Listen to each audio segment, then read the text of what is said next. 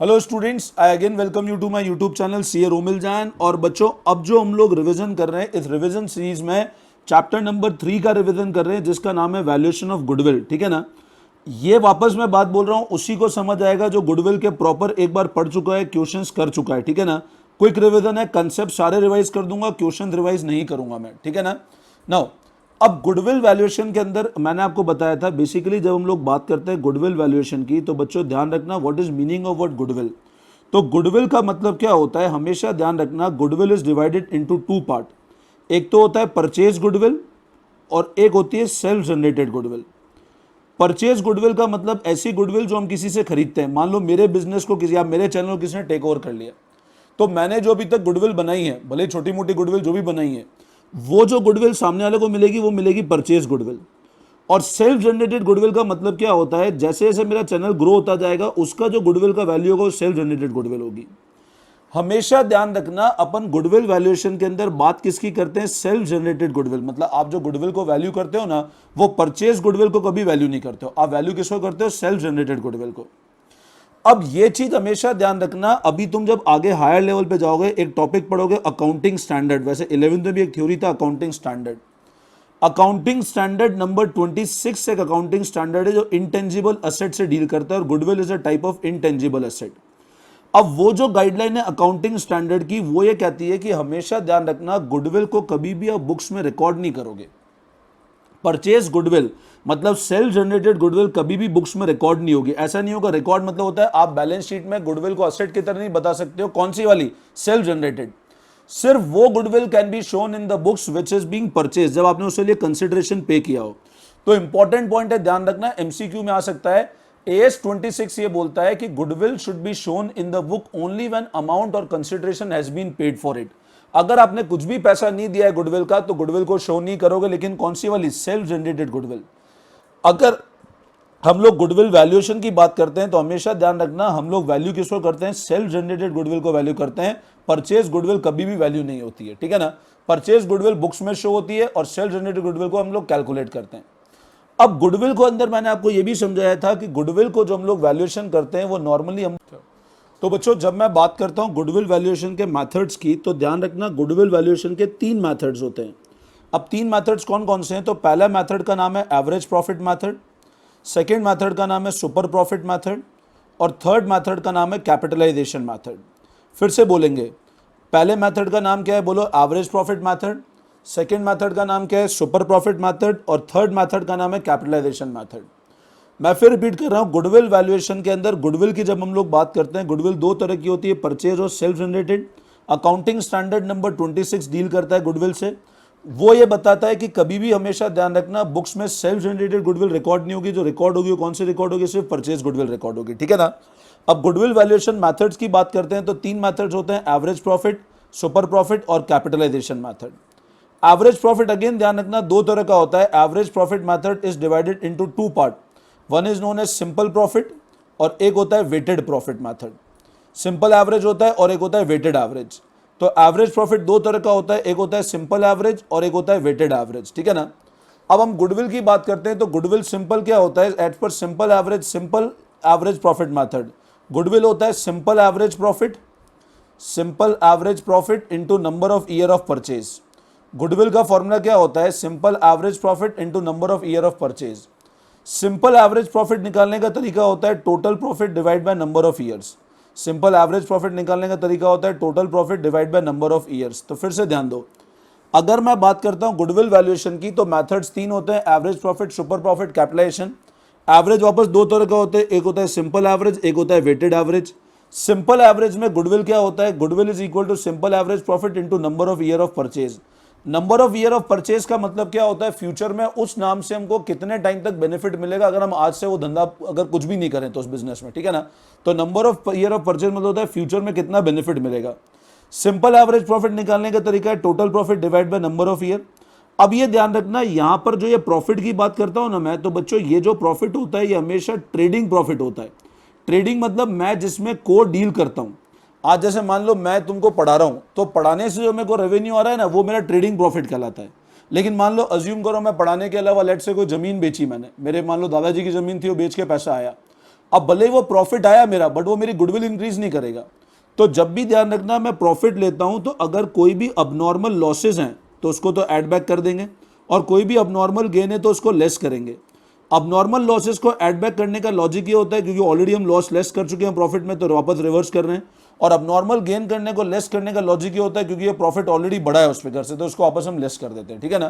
तो routine profit में अगर हम अबनॉर्मल लॉस को ऐड कर दें, अबनॉर्मल गेन लेस करें, तो ये जो आएगा हमारे, इसको हम बोलेंगे ट्रेडिंग प्रॉफिट, ठीक है ना। तो ध्यान रखना गुडविल वैल्यूएशन में फिर बता रहा हूं 3 मेथड है, एवरेज प्रॉफिट में 2 method, simple average, weighted average. Simple average का फॉर्मूला होता है total profit divide by number of year, और गुडविल का फॉर्मूला होता है simple average into number of year of purchase. हमेशा ध्यान रखना अपन जो प्रॉफिट लेते हैं वो ट्रेडिंग प्रॉफिट लेते हैं। ट्रेडिंग प्रॉफिट निकालने का तरीका क्या होता है, सिंपल अबनॉर्मल लॉस को ऐड कर दो और अबनॉर्मल गेन को लेस कर दो, तो ये जो प्रॉफिट आएगा ये आएगा अपना ट्रेडिंग प्रॉफिट, ठीक है ना। ये तो हमने बात की कौन से मेथड की, सिंपल एवरेज प्रॉफिट की। अब सिंपल एवरेज प्रॉफिट में कभी कभी क्वेश्चन हमको ऐसा ही बोलता है कि आपको मान लो एडजस्टमेंट करना है स्टॉक का। अब स्टॉक का एडजस्टमेंट कैसे होता है प्रॉफिट के अंदर, वो बहुत अच्छे से समझ लेना। जब भी मैं प्रॉफिट के अंदर स्टॉक का एडजस्टमेंट करता हूं, बच्चों ध्यान से सुनना, जब भी प्रॉफिट के अंदर हम लोग स्टॉक का एडजस्टमेंट करते हैं तो स्टॉक हमेशा ध्यान रखना 2 तरह का होता है, एक होता है ओपनिंग स्टॉक और एक होता है क्लोजिंग स्टॉक। अगर कुछ भी स्पेसिफाइड नहीं है तो बाय डिफॉल्ट हमेशा स्टॉक हमेशा क्लोजिंग स्टॉक माना जाएगा। अगर कुछ भी स्पेसिफाइड नहीं है तो बाय डिफॉल्ट स्टॉक हमेशा कौन सा माना जाएगा, क्लोजिंग स्टॉक माना जाएगा, ठीक है ना। अब प्रॉफिट पे स्टॉक का क्या इंपैक्ट आता है, तो स्टॉक 2 तरह की सिचुएशन हो सकती है, या तो ओवर वैल्यू हो सकता है या फिर अंडर वैल्यू हो सकता है। ओवर वैल्यू मतलब होता है टोटल ज्यादा हो जाना, और अंडर वैल्यू मतलब होता है टोटल कम होना। मेरी बात फिर सुनना, स्टॉक 2 तरह का होता है, ओपनिंग और क्लोजिंग। कुछ भी स्पेसिफाइड नहीं, सिर्फ वर्ड स्टॉक लिखा है तो बाय डिफॉल्ट स्टॉक का मतलब होता है क्लोजिंग स्टॉक। ओवर वैल्यू मतलब होता है ज्यादा वैल्यू होना, अंडर वैल्यू मतलब होता है कम वैल्यू होना।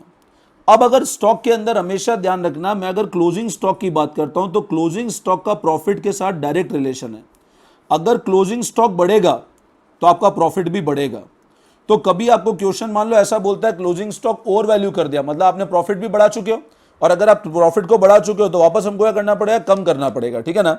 तो क्लोजिंग स्टॉक ओवर वैल्यू मतलब हमने प्रॉफिट को बढ़ा दिया तो वापस हमको कम करना पड़ेगा। तो क्लोजिंग स्टॉक अगर ओवर वैल्यू हुआ तो प्रॉफिट भी ओवर वैल्यू हो गया, तो दोबारा कम करना पड़ेगा। अगर क्वेश्चन ऐसा बोलता है कि क्लोजिंग स्टॉक को हमने अंडर वैल्यू कर दिया, अब अंडर वैल्यू का मतलब क्या होता है, हमने वैल्यूएशन कम किया। अब अगर आपने वैल्यूएशन कम किया तो आपको क्या करना पड़ेगा, इसका मतलब प्रॉफिट भी कम हो गया अपना, तो अपने को वापस को ऐड बैक करना पड़ेगा, ठीक है ना। अब अगर मान लो आपको ऐसा बोलता है ओपनिंग स्टॉक, अच्छा ये ध्यान रखना, अगर क्लोजिंग स्टॉक ओवर वैल्यूड हुआ, जैसे मान लो मैंने बोला 2019 का क्लोजिंग स्टॉक ओवर वैल्यूड हो गया, तो सिर्फ क्लोजिंग स्टॉक ओवर वैल्यू नहीं हुआ, इसका इंपैक्ट अगले साल 2020 के ओपनिंग स्टॉक पे भी आएगा, तो प्रॉफिट यहां का भी इंपैक्ट होगा और यहां का भी इंपैक्ट होगा। तो अब ये ध्यान रखना, अगर क्वेश्चन आपको ऐसा बोलता है हमने क्लोजिंग स्टॉक को ओवर वैल्यू कर दिया, तो इसका मतलब यहां का प्रॉफिट तो आपने ज्यादा कर दिया जो कम करना पड़ेगा। और ओपनिंग स्टॉक का हमेशा ध्यान रखना प्रॉफिट के साथ में इनवर्स रिलेशन होता है। इनवर्स मतलब क्या हुआ, अगर ओपनिंग स्टॉक ज्यादा होगा, अगर ओपनिंग स्टॉक ज्यादा होगा, ओवर वैल्यूड होगा, तो प्रॉफिट हमेशा डिक्रीज करेगा, और ओपनिंग स्टॉक अगर अंडर वैल्यू होगा तो प्रॉफिट हमेशा इंक्रीज करेगा। तो ओपनिंग स्टॉक का प्रॉफिट के साथ इनवर्स रिलेशन है और क्लोजिंग स्टॉक का प्रॉफिट के साथ डायरेक्ट रिलेशन है। अब मेरी बात समझो, अगर 2019 का तुमने क्लोजिंग स्टॉक को ओवर वैल्यू कर दिया तो क्लोजिंग स्टॉक का प्रॉफिट डायरेक्ट रिलेशन है, तो यहां का प्रॉफिट तो बढ़ गया, लेकिन ये क्लोजिंग अगले साल ओपनिंग बना होगा, तो यहां मैंने बताया ना ओपनिंग स्टॉक का प्रॉफिट है इनवर्स रिलेशन है। ओपनिंग स्टॉक ये ओवर वैल्यू हो गया तो यहां का प्रॉफिट कम हो गया होगा। अब क्योंकि यहां का प्रॉफिट कम हो गया तो ओरिजिनल पे आने के लिए अपने को ऐड करना पड़ेगा, और यहां का प्रॉफिट बढ़ गया होगा तो ओरिजिनल पे आने के लिए अपने को लेस करना पड़ेगा। यह कंसेप्ट अच्छे से ध्यान रखना। मैं फिर रिपीट कर रहा हूं, अगर 2019 का क्लोजिंग स्टॉक ओवर वैल्यूड है, मतलब 2019 का प्रॉफिट बढ़ गया, और प्रॉफिट बढ़ गया तो वापस सही प्रॉफिट पे आने के लिए अपने को लेस करना पड़ेगा। और अगर 2000 ये क्लोजिंग स्टॉक यहां का ओपनिंग स्टॉक बनेगा, और जैसे ही ये स्टॉक यहां का ओपनिंग स्टॉक बनेगा तो यहां का भी ओवर वैल्यूड होगा, तो अब क्योंकि यहां ओवर वैल्यूड था यहां भी ओवर वैल्यूड हुआ, अब यहां ओवर वैल्यूड हुआ तो प्रॉफिट क्या होगा, कम हो जाएगा, क्योंकि ओपनिंग स्टॉक ज्यादा है तो प्रॉफिट कम होगा। तो ओपनिंग स्टॉक अगर ज्यादा है प्रॉफिट कम हुआ तो हम क्या करेंगे, दोबारा ऐड बैक करेंगे रूटीन प्रॉफिट पे आने के लिए और यहां से लेस करेंगे। अब मान लो मैं ऐसा बोलता हूं 2019 का क्लोजिंग स्टॉक अंडर वैल्यू हो गया, अंडर वैल्यू है मतलब यहां के प्रॉफिट हमने कम किए, तो कम किए तो ऐड करना पड़ेगा हमको जो अमाउंट है उस क्लोजिंग स्टॉक जिससे अंडर वैल्यू हुआ। और ये क्लोजिंग स्टॉक वापस 2020 में क्या बनेगा, ओपनिंग जो भी अंडर वैल्यू हो गया तो उसको क्या करना पड़ेगा, माइनस करना पड़ेगा, क्योंकि अंडर वैल्यू हुआ तो प्रॉफिट ज्यादा जा चुका है, ठीक है ना। तो स्टॉक का एडजस्टमेंट समझ आ गया गुडविल में। तो प्रॉफिट के अंदर हमेशा ध्यान रखना, अपन क्या करेंगे, अब नॉर्मल लॉसेस को ऐड करेंगे, अब नॉर्मल गेन्स को लेस करेंगे। क्लोजिंग स्टॉक का एडजस्टमेंट मैं समझा चुका हूं। अब मान लो कुछ ऐसा रूटीन खर्चा है जिसको हम लेस करना भूल गए, और हमारे जैसे मान लो मैं बिजनेस जहां मैं पढ़ाता हूं, अब पढ़ाता हूं तो जहां पे रेंट देता हूं मैं, वो मेरा रूटीन ट्रेडिंग एक्सपेंस है। अगर मैं उसको लेस करना भूल गया तो उसको हम लोग प्रॉफिट में से रूटीन फॉर्म में लेस करेंगे, जो हमारा रूटीन एक्सपेंस के फॉर्म में से लेस कर देंगे उसको, ठीक है ना। और ऐसी कोई इनकम है जो उसमें इंक्लूड नहीं है तो वो एड बैक करेंगे। तो हमेशा ध्यान रखना, अपन जब भी प्रॉफिट की बात करेंगे तो प्रॉफिट हमेशा कौन सा प्रॉफिट होगा, ट्रेडिंग प्रॉफिट होगा। सिंपल एवरेज में मेथड फॉर्मूला होता है goodwill equal to simple average into number of year of purchase. अब सिंपल एवरेज के बाद अगर मैं सेकंड मेथड पे आता हूं जिसका नाम है वेटेड एवरेज प्रॉफिट। अब वेटेड एवरेज में हमेशा ध्यान रखना, हम लोग क्या करते हैं, वेटेड एवरेज प्रॉफिट में सिंपल सी बात है, गुडविल का फॉर्मूला होता है weighted average profit into number of year of purchase. Goodwill का फॉर्मूला होता है weighted average profit into number of year of purchase. Weighted average निकालने का तरीका है, आप क्या करोगे, हर साल के प्रॉफिट को पहले आप वेट से मल्टीप्लाई कर दोगे, आपको प्रॉफिट गिवन होगा और वेट्स गिवन होंगे। फिर आप क्या करोगे, वो प्रॉफिट के कॉलम का टोटल लगाओगे और उस टोटल को लगा करके वेट के कॉलम का टोटल लगाओगे। तो आपका वेटेड एवरेज प्रॉफिट जो आएगा वो आएगा टोटल वेटेड प्रॉफिट। फॉर्मूला क्या होगा, total weighted profit divide by total of weight. Weight के टोटल से डिवाइड करना है तो वो हमारा आता है वेटेड एवरेज प्रॉफिट। तो वेटेड एवरेज प्रॉफिट का फॉर्मूला होता है goodwill equal to weighted average into number of year of purchase, ठीक है ना। इसमें भी ध्यान रखना, जो प्रॉफिट लेंगे वो रूटीन ट्रेडिंग प्रॉफिट होंगे, प्रॉफिट हर जगह ट्रेडिंग होंगे, वो कोई सा ही मेथड होगा, ठीक है ना। तो एवरेज प्रॉफिट मेथड में दो मेथड हुए, सिंपल एवरेज और weighted average. Goodwill is deal as per accounting standard number 26। Purchase goodwill हमेशा बुक्स में रिकॉर्ड होती है, गुडविल तभी बुक्स में रिकॉर्ड होती है जब कंसिडरेशन पे होता है। अगर मैं सेल्फ जनरेटेड गुडविल की बात करूंगा तो बुक्स में कभी रिकॉर्ड नहीं होगी, उसका सिर्फ वैल्यूएशन किया जाता है, ठीक है ना। अब अगर मैं इसके बाद बात करता हूं तो अब मैंने आपको बताया था अगला मेथड जिसका नाम है सुपर प्रॉफिट मेथड। अब नेम बता रहा है सुपर प्रॉफिट। सुपर प्रॉफिट निकालने का तरीका होता है आपका average profit minus normal profit. मेरी बात फिर सुन लेना, सुपर प्रॉफिट निकालने का तरीका होता है average profit minus normal profit, और गुडविल का फॉर्मूला होता है super profit into number of year of purchase. Goodwill का फॉर्मूला होता है super profit into number of year of purchase. तो सुपर प्रॉफिट का फॉर्मूला बच्चों क्या होता है, एवरेज माइनस नॉर्मल। एवरेज मतलब मेरा प्रॉफिट कितना है, इसका मतलब मेरा प्रॉफिट कितना है, और इसका मतलब मेरे पड़ोसी वाली फर्म का प्रॉफिट कितना है। नॉर्मल मतलब मेरे कॉम्पिटिटर फर्म का प्रॉफिट कितना है, और एवरेज मतलब मेरा प्रॉफिट कितना है। तो सुपर प्रॉफिट का फॉर्मूला होता है average profit minus normal profit. Goodwill होता है super profit into number of year of purchase. Normal profit मतलब the normal return earn in the industry. अच्छा, अब नॉर्मल प्रॉफिट निकालने का फॉर्मूला होता है capital employed into NRR. Normal profit निकालने का फॉर्मूला होता है capital employed into NRR. NRR stand for normal rate of return. NRR stand for normal rate of return. और कैपिटल एम्प्लॉयड कैसे निकालते हैं, तो कैपिटल एम्प्लॉयड निकालने का तरीका होता है टोटल असेट। दो तरीके होते हैं, पहला अल्टरनेट होता है टोटल असेट में से आउटसाइड लायबिलिटी को माइनस कर दूं, पहला अल्टरनेट होगा total asset minus outside liability. और सेकंड अल्टरनेट होता है मैं पार्टनर्स के कैपिटल अकाउंट के अंदर रिजर्व्स एंड सरप्लस जोड़ दूं और माइनस कर दूं फिक्टिशियस असेट।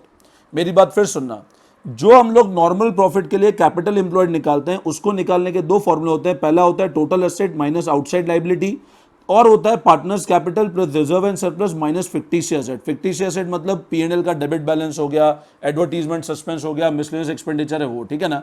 तो कैपिटल एम्प्लॉयड आप इससे निकालो, आपका आंसर दोनों में क्या रहेगा, आपका सेम रहेगा, ठीक है ना। एवरेज प्रॉफिट निकालने का तरीका वही होता है जो हमने अभी पढ़ा, total profit divide by number of year. Profit मतलब वही होगा रूटीन ट्रेडिंग प्रॉफिट, ठीक है ना।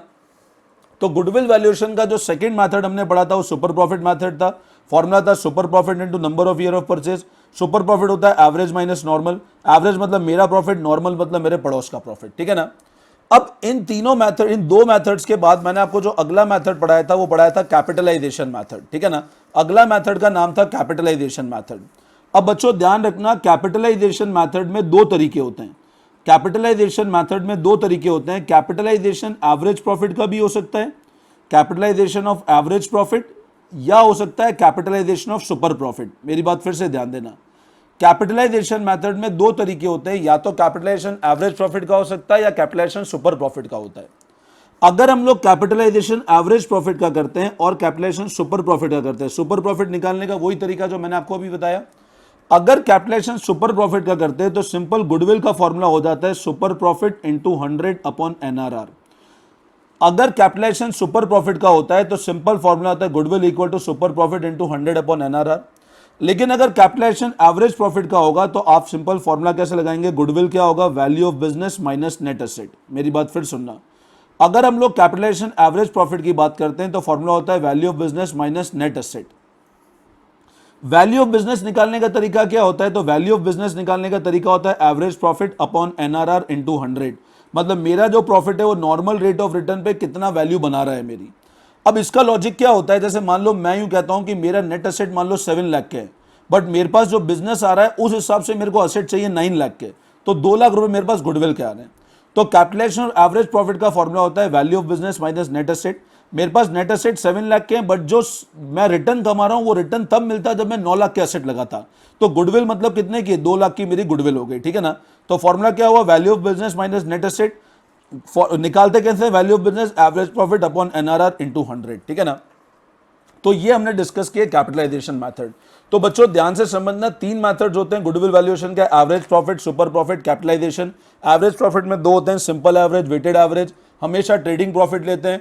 AS26 बोलता है परचेज गुडविल रिकॉर्ड करेंगे, हम लोग सेल्फ जनरेटेड गुडविल को रिकॉर्ड नहीं करेंगे। कैपिटलाइजेशन मेथड 2 तरह का होता है, capitalisation average profit, capitalisation super profit. Super profit का फॉर्मूला है average minus normal. Average profit निकालने का तरीका होता है total profit divide by number of year, ठीक है ना। और नॉर्मल प्रॉफिट निकालने का तरीका होता है capital employed into NRR. Capital employed का फॉर्मूला होता है total asset minus outside liability, या फिर capital of the partner plus reserve and surplus, ठीक है। एक और थ्योरी क्वेश्चन कभी तुमको मिल सकता है कि हमको गुडविल वैल्यूएशन कब कब करना पड़ेगा, when is the need to value the goodwill.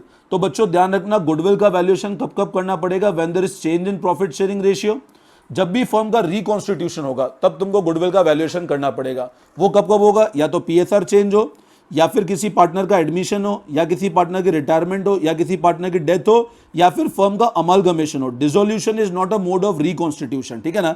तो गुडविल वैल्यूएशन कब कब करना पड़ेगा, जब फर्म का रिकॉन्स्टिट्यूशन होगा, और रिकॉन्स्टिट्यूशन सारे केसेस में होता है फर्म का, ठीक है ना। तो ये एक ओवरऑल कंसेप्ट मैंने आपको बताया, अगेन रिवीजन फॉर्म में गुडविल वैल्यूएशन के। कोई कमेंट में ये मत लिख देना सर बहुत फटाफट पढ़ा है। बच्चों फटाफट इसलिए पढ़ा है क्योंकि ऑलरेडी पहले पढ़ा चुका हूं मैं पूरा, है ना। तो अगर आपने पहले नहीं पढ़ा तो आपकी गलती है वो, ठीक है। अगर आप हमारे व्हाट्सएप ग्रुप को ज्वाइन करना चाहते हो, मेरे को फटाफट मैसेज कर दो 9929411361 पे। कोई भी डाउट्स हो मेरे को फटाफट आप व्हाट्सएप पे डाल दो, मैं कोशिश करूंगा आपके डाउट्स को रिजॉल्व करूं, ठीक है ना। स्टे इन टच, अपने फ्रेंड्स के साथ शेयर करो चैनल को, अच्छा लगे तो कमेंट जरूर करो, सारे चैप्टर को प्रॉपर वे में रिवाइज करवा दूंगा मैं, ठीक है ना। अगेन तुमको बता रहा हूं, गुडविल अगर स्टार्ट किया तो ये आपने पहले क्वेश्चंस कर लिए, रिवीजन देख लिया। अब तुम टीएस ग्रेवाल में जब जाओगे तो आपको थ्योरी क्वेश्चंस दिखेंगे और स्कैनर के क्वेश्चन दिखेंगे, वो और प्रैक्टिस कर लो, पूरा काम अच्छे से हो जाएगा, ठीक है बच्चों। चलो best of luck, thank you all of you.